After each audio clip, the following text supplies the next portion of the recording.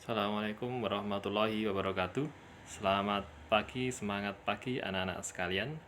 Pada kesempatan kali ini Pak Subuh akan menyampaikan materi selanjutnya pada pertemuan kali ini terkait dengan gaya. Namun sebelum kita melangkah lebih jauh belajar tentang gaya, mari kita berdoa bersama dahulu. Mudah-mudahan apa yang akan kita pelajari pada kesempatan kali ini menjadi ilmu yang berkah dan bermanfaat hari ini dan hari-hari yang akan datang. Berdoa mulai.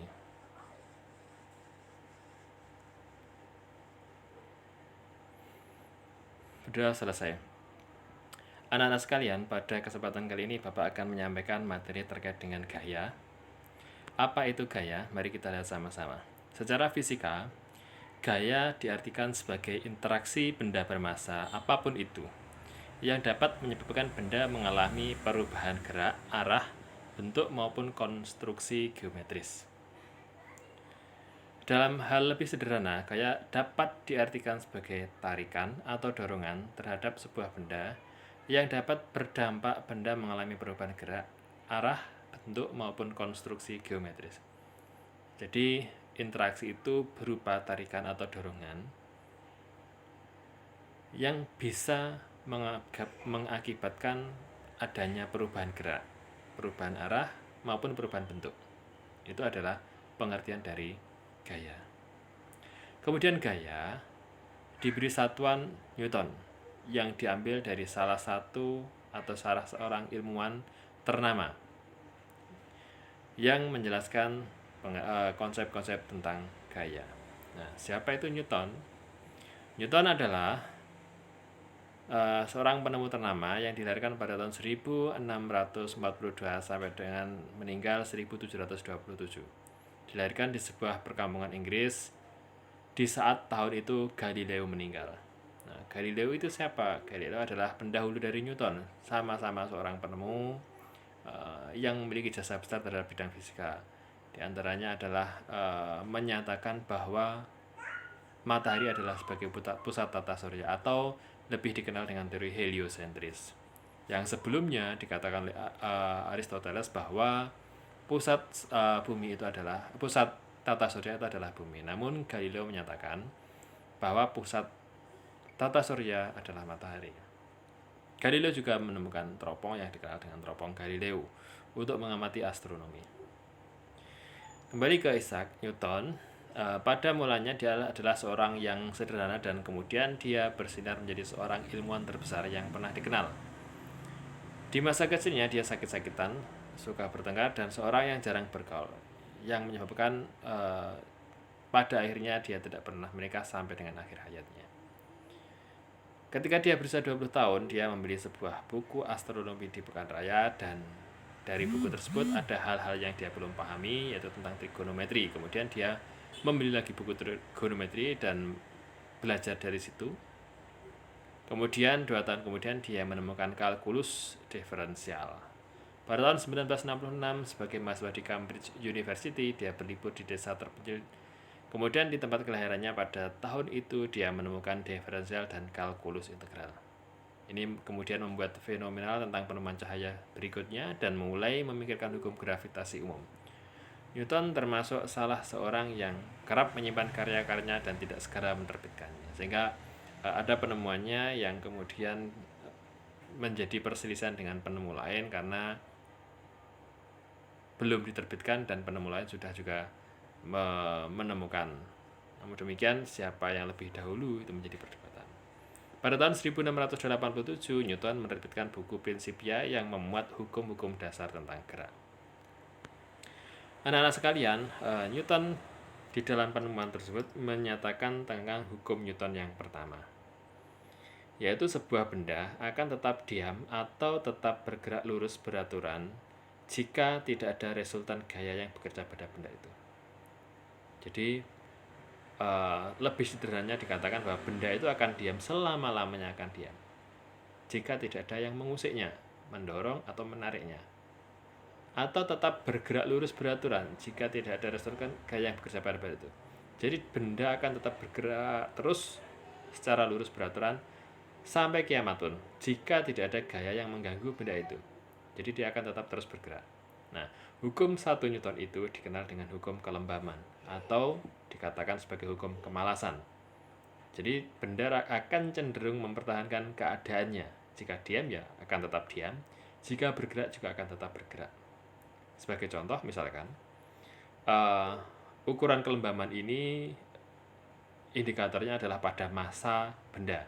Jadi semakin besar massanya, maka dia akan semakin lembab atau semakin malas untuk bergerak. Contoh, misalkan ada sebuah truk dalam ukuran yang besar dengan muatan penuh, kemudian Anda silahkan coba untuk mendorongnya, maka bagaimanapun upaya Anda untuk memindahkan truk tersebut tidak akan ada hasilnya, karena truk dengan muatan penuh akan berusaha mempertahankan kondisinya atau keadaannya yang diam. Beda halnya dengan misalkan kereta dorong, kereta belanja atau sepeda dengan massa yang kecil. Ketika Anda sentuh dengan dorongan kecil, maka dia akan bergerak, atau Anda tarik dengan tarikan yang tidak terlalu besar, maka dia akan bergerak. Nah, dari situ dapat dikatakan bahwa semakin besar massanya, maka akan semakin malas atau semakin lembab. Misalkan lagi ketika benda itu sedang bergerak, taruhlah truk dengan muatan penuh, kemudian dia bergerak secara perlahan, misalkan di dalam tanjakan atau di dalam turunan. Ketika dia bergerak mundur, misalkan begitu, Anda yang ada di belakangnya berusaha untuk menahan truk dengan muatan penuh itu. Maka sekuat apapun Anda menahan muatan truk dengan muatannya, maka tidak akan sanggup dan truk akan tetap mundur, atau dikatakan dia ketika dia sudah bergerak maka akan cenderung bergerak dan susah untuk dihentikan, karena ukuran kelembabannya adalah pada massanya. Berbeda dengan kereta dorong yang bergerak mungkin dengan kecepatan yang relatif lebih besar daripada truk, Anda cukup dengan menghentikannya menggunakan satu tangan, maka dia akan berhenti. Itu adalah contoh dari hukum ke-1 Newton tentang kelembaman, bahwa benda akan tetap diam atau tetap bergerak lurus beraturan selama tidak ada resultan gaya yang bekerja pada benda itu, tidak ada yang mengganggunya. Ilustrasinya pada contoh 1 untuk benda diam. Bola akan tetap di lantai sampai kapanpun selama tidak ada gaya yang mengusiknya. Jadi bola itu akan tetap diam saja di situ, kecuali kita usik dengan dorongan. Maka benda akan bergerak, dan selamanya akan bergerak ketika sama sekali tidak ada yang mengganggu atau mengusiknya, termasuk gaya gesekan dengan lantainya. Contoh yang kedua, benda bergerak jika terdapat bola yang menggelinding dan tidak ada gaya yang menghentikan, maka bola tersebut akan terus menggelinding tanpa akhir atau selamanya. Jadi misalkan ada benda bergerak yang menggelinding seperti pada ilustrasi tersebut, ketika tidak ada yang menghentikannya, maka dia selamanya akan terus bergerak. Kecuali ketika ada gaya yang menghentikan, maka dia akan diam atau berhenti. Jadi ketika ada gaya luar yang bekerja pada benda itu atau yang mengusik benda itu, maka dia akan diam atau berhenti, atau tidak berlaku lagi hukum ke-1 Newton. Lanjut anak-anak. Dalam persamaan matematis, hukum ke-1 Newton sering dituliskan sebagai berikut. Sigma F sama dengan 0, atau bisa dibaca jumlah gaya sama dengan 0, di mana sigma F adalah resultan gaya yang bekerja pada benda. Hal ini berarti sigma F sama dengan 0 dan A sama dengan 0, atau tidak ada percepatan. Ingat, A adalah akselerasi atau percepatan yang pernah kita bahas pada materi sebelumnya. Jika benda bergerak translasi atau bergeser, maka dapat dituliskan sigma Fx atau jumlah gaya dalam arah horizontal atau sumbu X sama dengan 0, dan sigma Fy atau jumlah gaya pada arah sumbu Y atau vertikal sama dengan 0.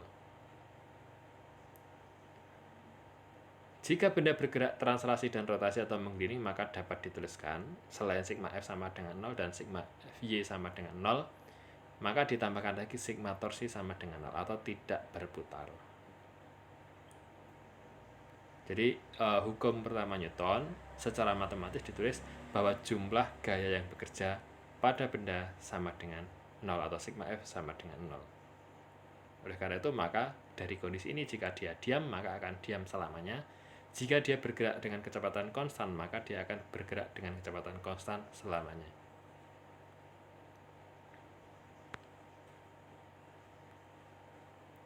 Contoh hukum pertama Newton. Seekor ikan bermasa 2 kg tergantung pada tali. Jika G adalah percepatan gravitasi sama dengan 10 meter per sekon kuadrat, besarnya tegangan tali adalah.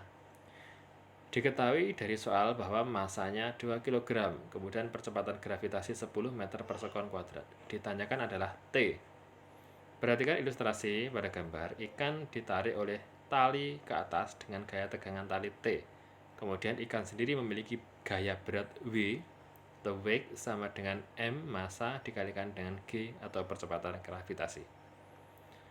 Dari persamaan hukum Newton, sigma F sama dengan 0.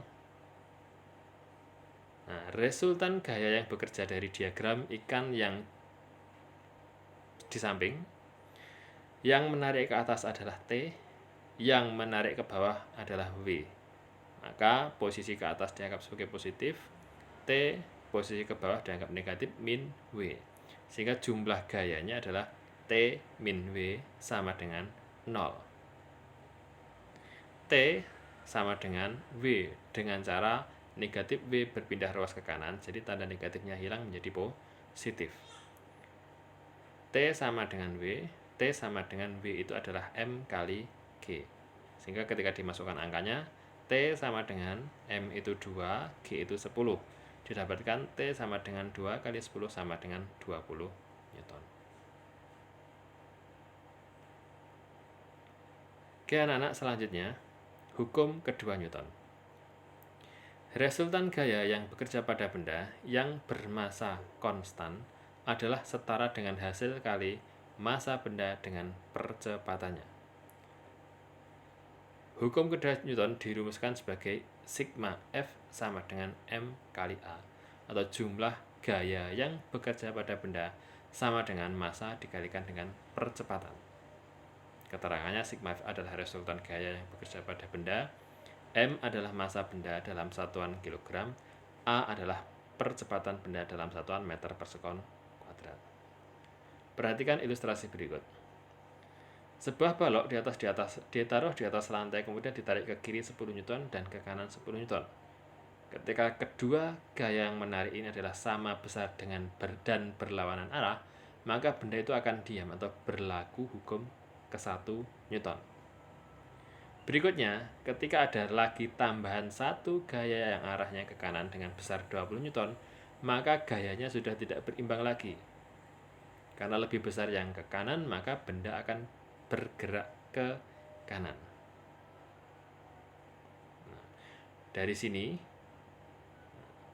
ada percepatan yang arahnya ke kanan, sehingga besarnya resultan gaya atau sigma F dari ilustrasi di atas sama dengan M dikalikan dengan A, yaitu percepatan benda dari kondisi diam sampai dengan keadaan tertentu ketika ditarik dengan gaya 20 Newton pada ilustrasi ke arah kanan. Contoh hukum kedua Newton. Sebuah benda bermassa 6 kg bergerak dipercepat dari kecepatan 21 meter per sekon menjadi 33 meter per sekon dalam waktu 3 sekon. Tentukan gaya yang diperlukan untuk mempercepat benda tersebut. Dari soal diketahui, benda bermassa 6 kg. Kemudian kecepatan mula-mula atau V1 sama dengan 21 meter per sekon. Kemudian dipercepat sehingga kecepatannya menjadi 33 meter per sekon. Atau V2 sama dengan 33 meter per sekon. Dalam waktu 3 sekon atau T-nya adalah 3 sekon. Yang ditanya, berapa gayanya untuk mempercepat benda tersebut? Berapakah F-nya?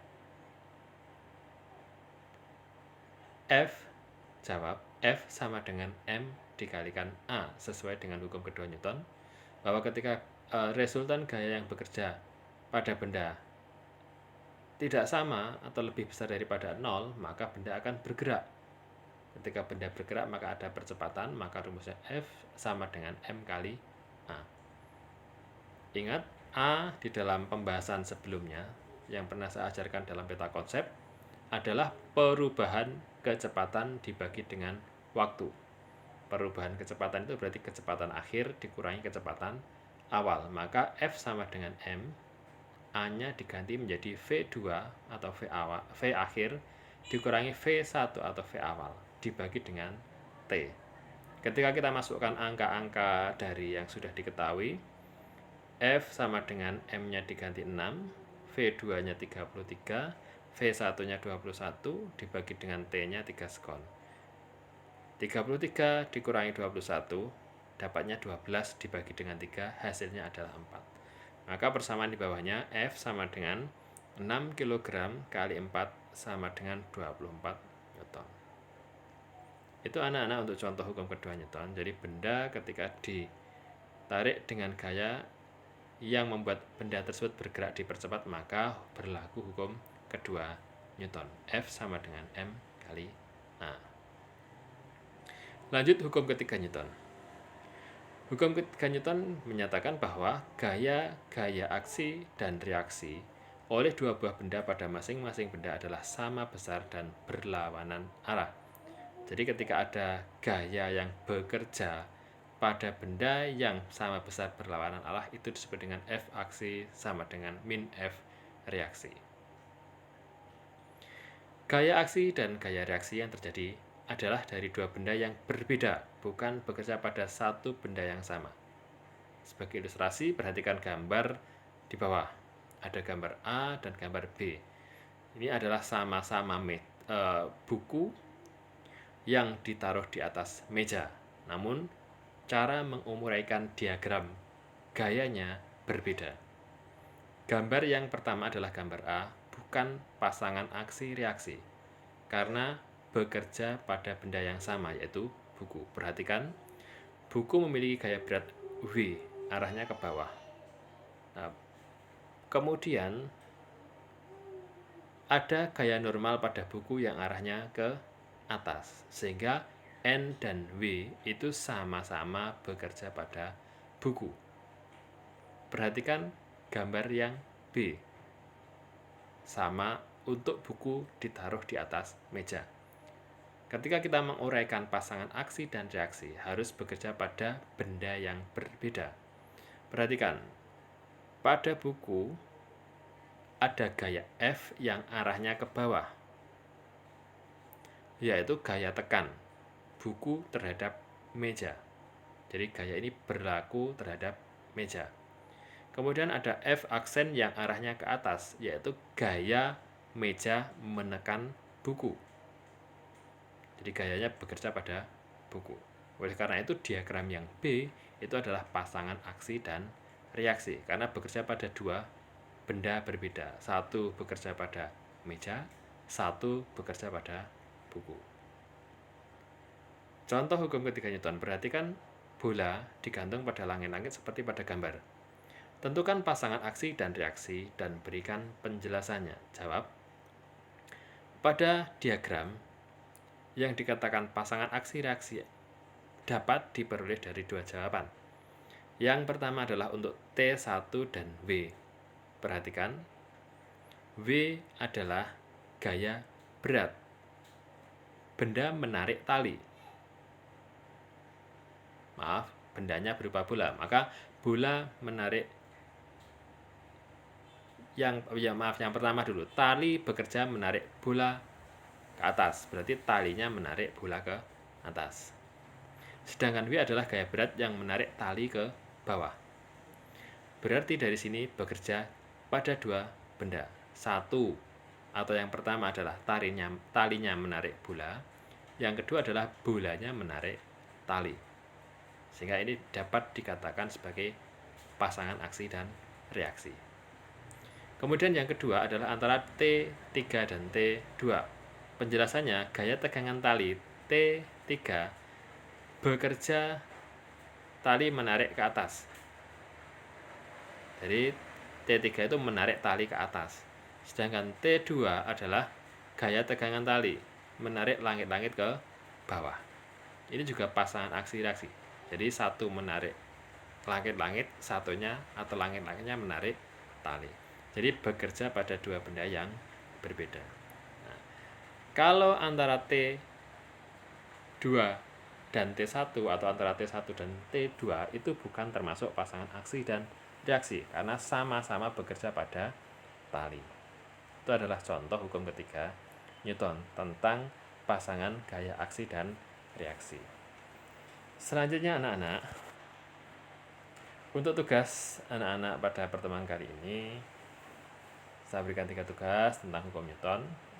Mari kita lihat sama-sama. Yang pertama, Budi menahan beban melalui katrol seperti pada gambar. Jadi ada katrol digantung di langit-langit. Kemudian katrol itu diberi beban di satu sisinya. Kemudian di sisi yang lain ditarik oleh Budi, sehingga beban itu tidak bergerak atau tertahan oleh tarikan Budi. Yang menjadi pertanyaan adalah, jika massa dari katrol diabaikan dan tali juga diabaikan, gaya geseknya juga diabaikan, berapakah massa benda? Jadi benda itu ditarik oleh Budi melalui katrol. Dengan katrol, gaya geseknya diabaikan, massa katrol dan massa tali diabaikan. Dengan ilustrasi seperti pada gambar tersebut, tentukan berapa massa beban atau massa benda.